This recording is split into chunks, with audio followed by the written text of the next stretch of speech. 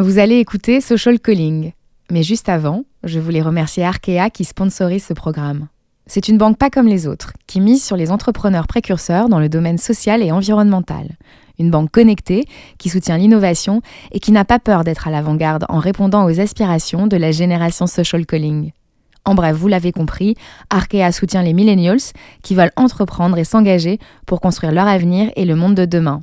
Alors ne l'oubliez pas, si vous écoutez ce podcast, c'est aussi grâce à l'audace d'Arkea. Le manque de rôle modèle qui viennent de banlieue et qu'on valorise, qu'on met en lumière, a eu un impact négatif sur plein de potes. Social Calling, Anthony, épisode 14. Quand tu pars de pas grand-chose, tu sais que le peu que tu peux obtenir, ça va te propulser. C'est l'histoire de l'ascension d'un cancre qui ignorait son talent parce qu'on ne lui avait jamais dit que c'était possible. Anthony a grandi à Évry, dans des tours. Insolent, rebelle, il a failli virer délinquant, mais ses parents veillaient au grain. Son père lui répétait « Fais des études, sinon tu finiras clochard ». La leçon a fini par rentrer après 2 redoublements. Anthony, le petit poisson banlieusard, a remonté la chaîne alimentaire, faisant fi des caricatures et autres discriminations. Sa niaque lui a permis d'atteindre les plus hautes sphères. Il s'est monté à la force du poignet, encaissant les baffes et les humiliations sans broncher. Ni pitié, ni charité. Il est assis à 30 ans dans le fauteuil du directeur général adjoint de l'agence publicitaire TBWA. Mais ce n'est pas suffisant, car en vérité, Anthony est en quête de justice sociale. Écoutez son histoire, c'est celle des isolés de la République. Est-ce que tu m'entends ? Eh oh, écoute, moi j'ai grandi à Évry, et pas Ivry, parce que souvent on essaie de me ramener plus proche de Paris que n'est Évry. C'est à 30 km à vol d'oiseau.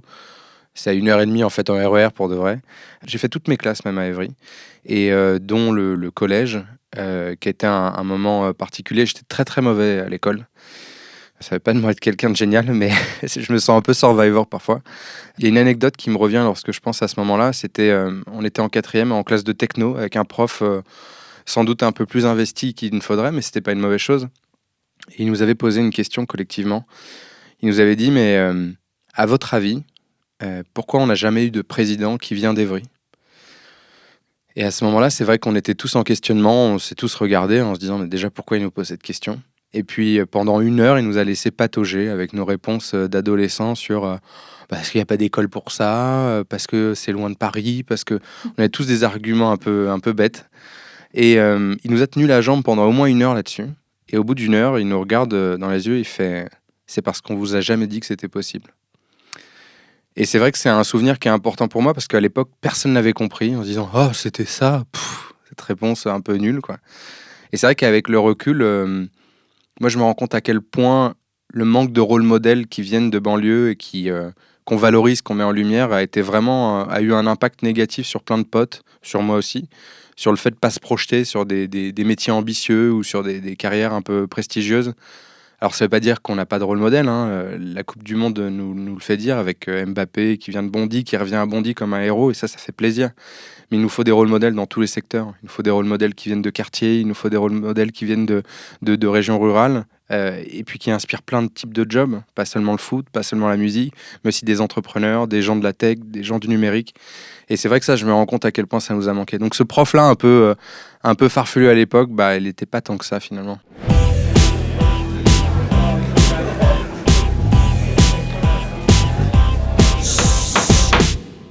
Donc j'ai fini par continuer les études. Je suis rentré dans un DUT.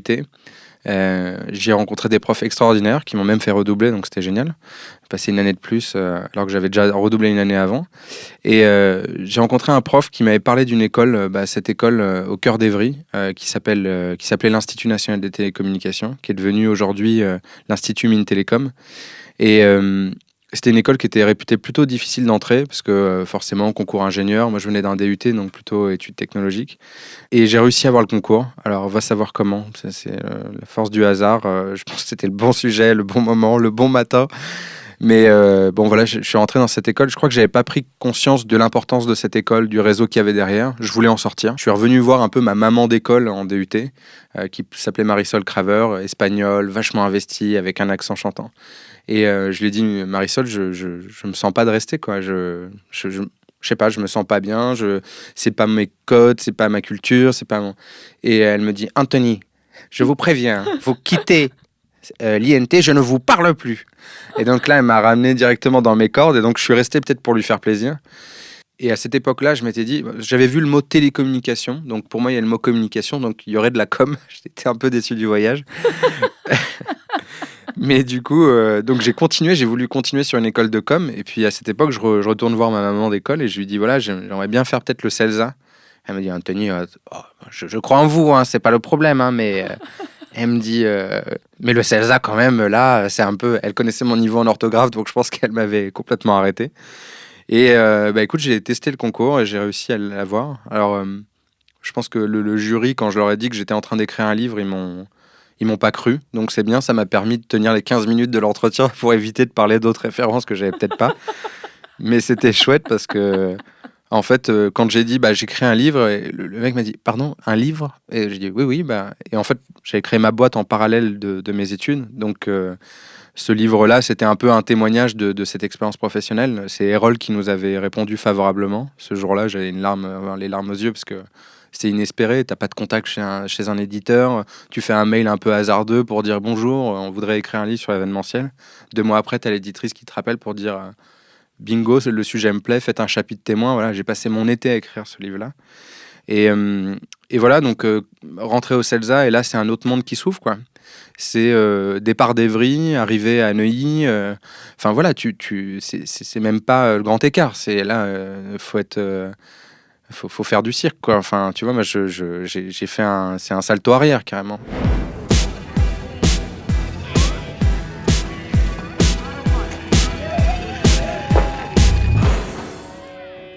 Et comment t'as vécu ce choc des cultures ?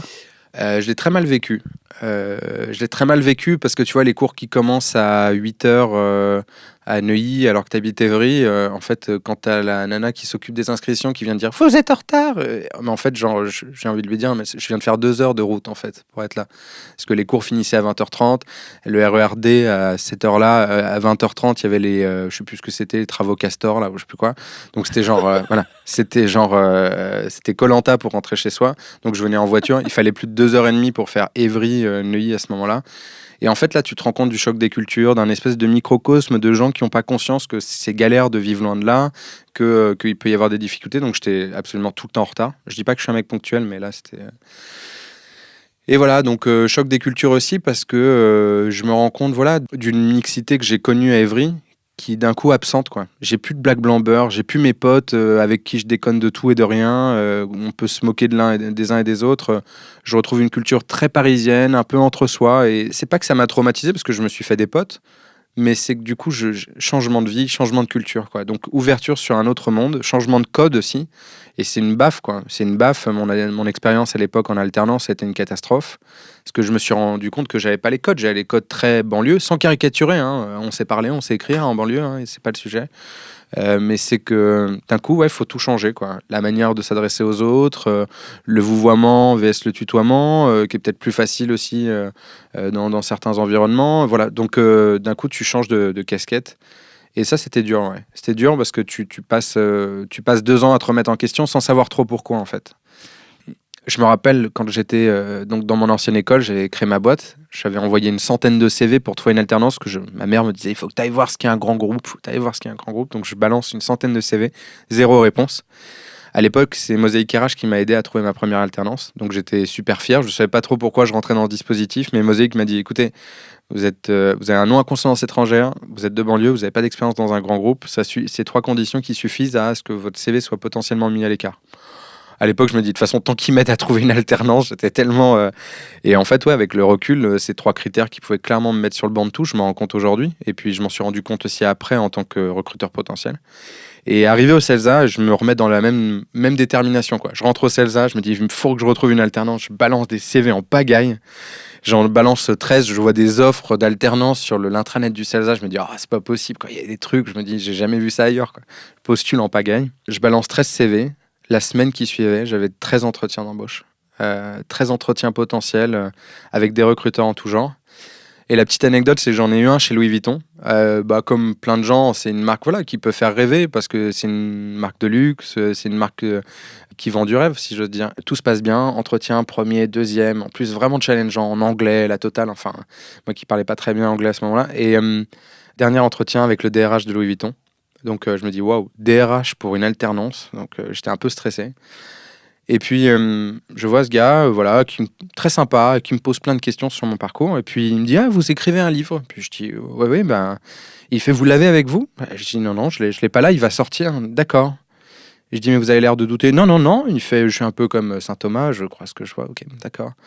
Mais je dis, mais je peux vous envoyer mon contradiction? Non, pas de souci. Il me pose d'autres questions sur mon parcours. Puis voilà, l'entretien se termine. Je relance comme n'importe quel gars qui vient passer un entretien. Et je finis par obtenir en fait la responsable qui voulait m'embaucher et qui me dit, voilà Anthony, je suis un peu désolé, mais ça s'est pas passé comme il fallait. Je dis, mais qu'est-ce qui s'est... Il vous a pas cru. Il vous a pas cru, il a cru que vous mentiez sur le livre, voilà. Je dis, mais j'ai les contrats d'édition, j'ai tout. Il me dit, non, je suis désolé, mais je dis, est-ce que... Et je me rappelle ce jour-là, j'étais en alternance chez Engie, ex-GDF Suez. J'étais arrivé au travail, il était 9h30. J'ai refait Montparnasse-Évry dans la matinée et Évry-Montparnasse. Donc j'ai gâché toute la matinée pour aller chercher tous les papiers, tout scanner, tout envoyer au DRH pour lui dire « Regardez, tout est en pièce jointe ». Il m'a jamais répondu.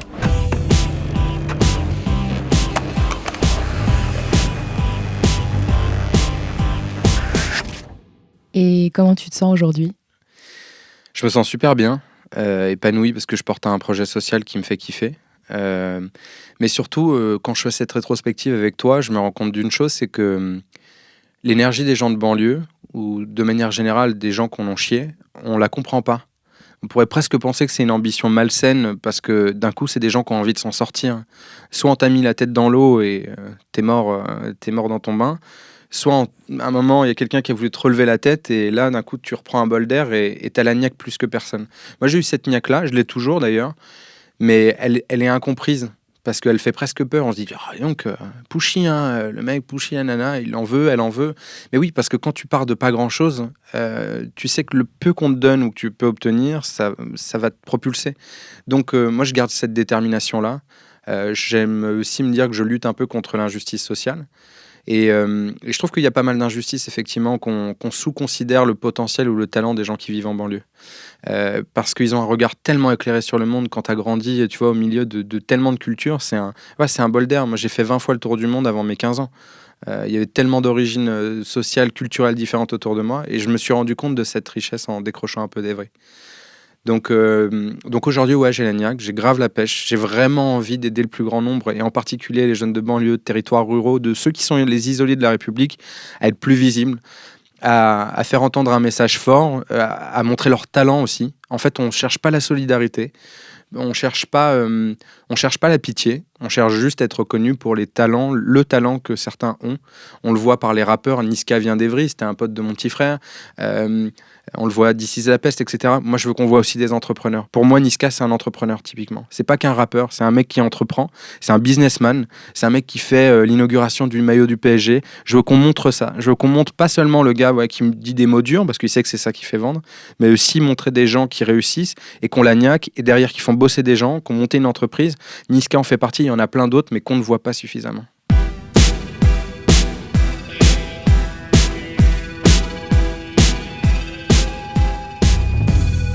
Merci d'avoir suivi ce 14e épisode de Social Calling. Et pour celles et ceux qui aiment la culture rap et hip-hop, je vous invite à écouter No Fun, l'émission de Mehdi Maizi et sa bande. En attendant, je vous donne rendez-vous la semaine prochaine avec Boubacar, un Mauritanien qui soigne l'Afrique après avoir été frappé d'une malédiction à la naissance. Si vous aimez ce podcast, n'hésitez pas à partager autour de vous et à en parler sur les réseaux sociaux. Retrouvez-nous sur Apple Podcasts, SoundCloud et toutes les plateformes de podcast. Et n'hésitez pas à nous laisser des commentaires et des petites étoiles. À très vite.